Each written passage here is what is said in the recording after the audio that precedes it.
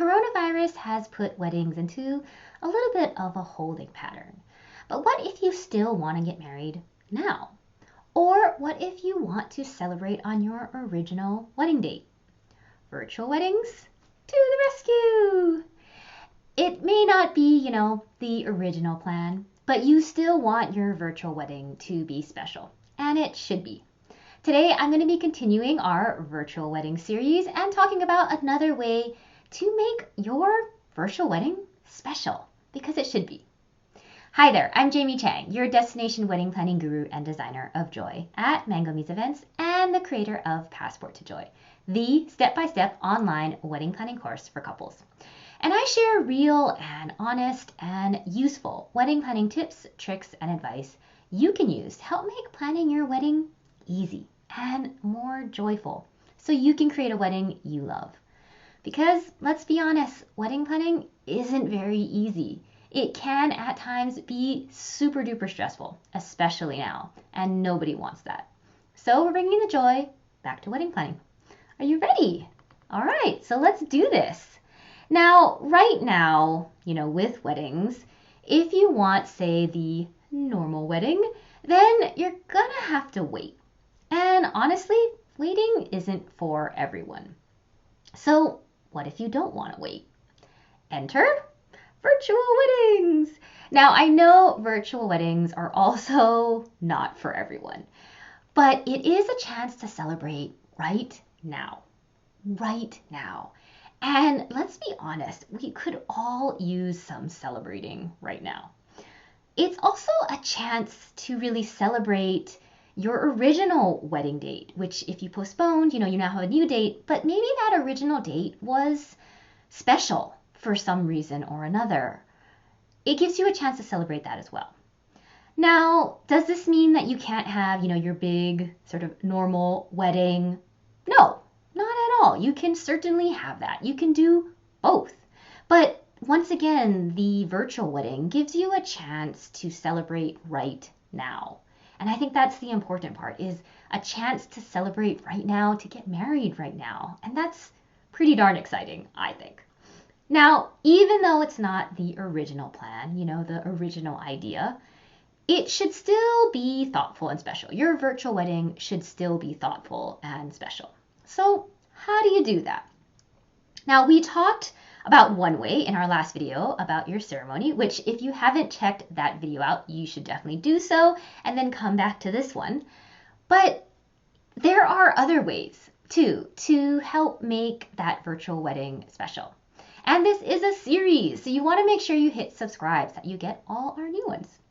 So today we are going to be talking about another way, and that is really a biggie. This is kind of another biggie of your wedding, and that's your guests. Your guests are also what help make your virtual wedding special. Now, when I talk to couples, and I talk to a lot of couples, one of the first things that they always tell me that is super important to them is that their guests have a good time. And I bet you feel similarly, because you love your guests. These are your friends. These are your family. These are the people who have seen you grow up and held your hand, and people you created a ton of memories with and spent, good times and bad times and silly times and amazing times together. And even though this wedding is virtual, you can still include your guests and share in these special moments together. Just because you're remote doesn't mean you can't still have that. And that's how you can make your virtual wedding special with your loved ones. Now, we're going to start into the sort of the nitty-gritty first, like our last video, and then we'll dive into the fun. Okay, so let's dive into the nitty-gritty first, and we'll get through that. And the nitty-gritty is this. A virtual wedding means that there is some technology involved. And so you'll need to make sure that you've really worked through that side of things.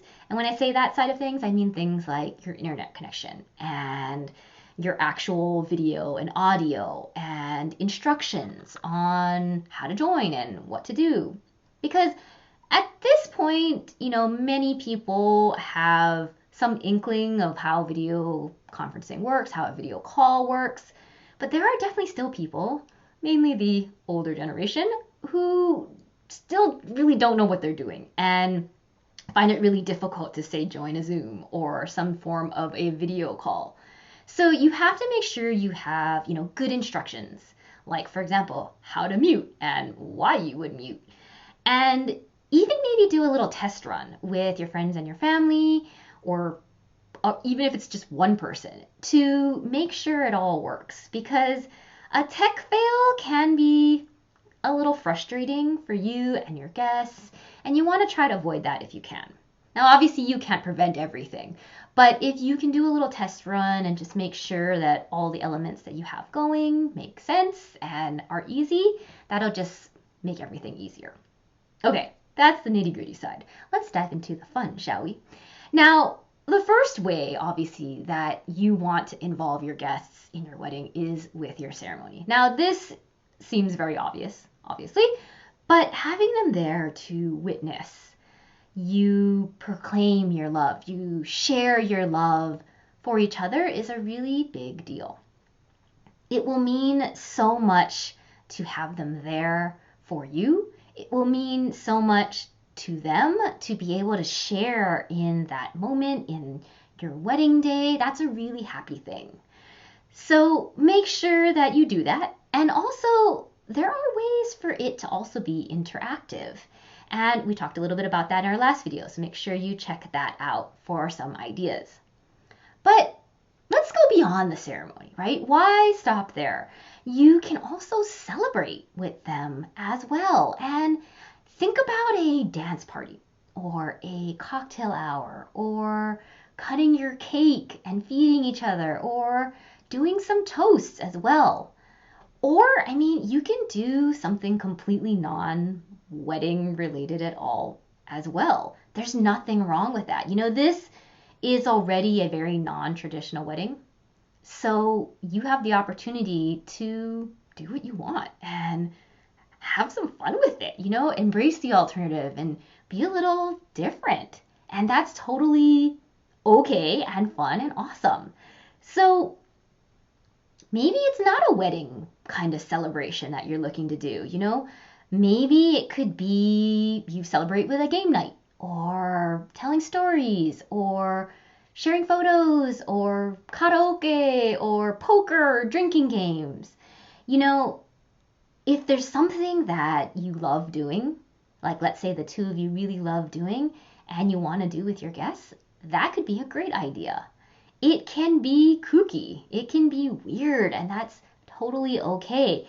It's a chance for you to connect and celebrate with your guests in a fun way. And whatever way that is okay. It doesn't have to be, sort of the wedding-y things if you don't want it to.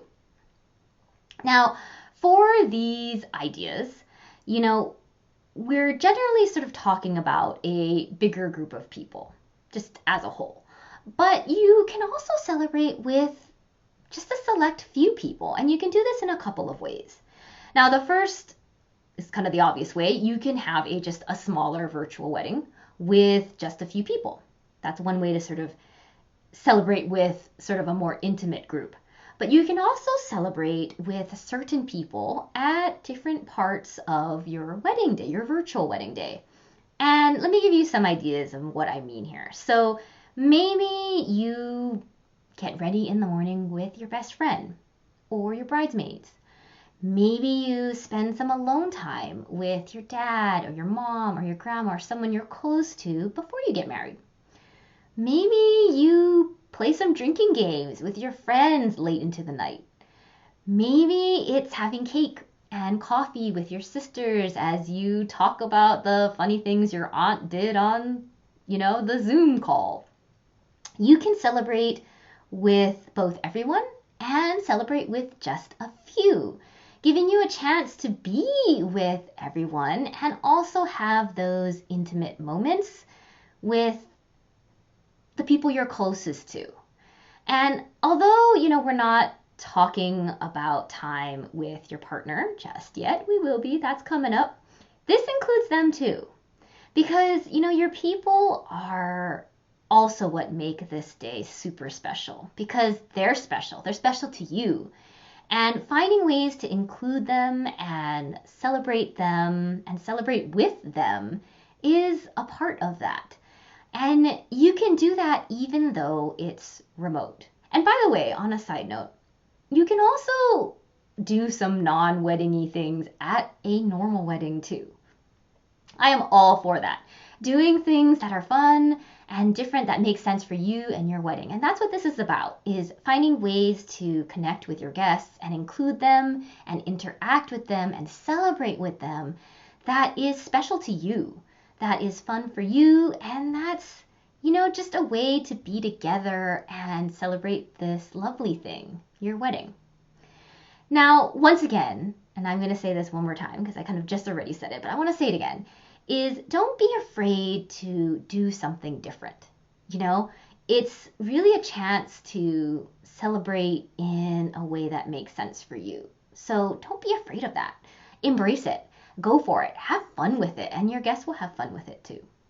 Now, as a reminder, there are more ways that you can make your virtual wedding special, and we're going to be talking about those. So make sure you hit subscribe so that you get access to all of our future videos in this series.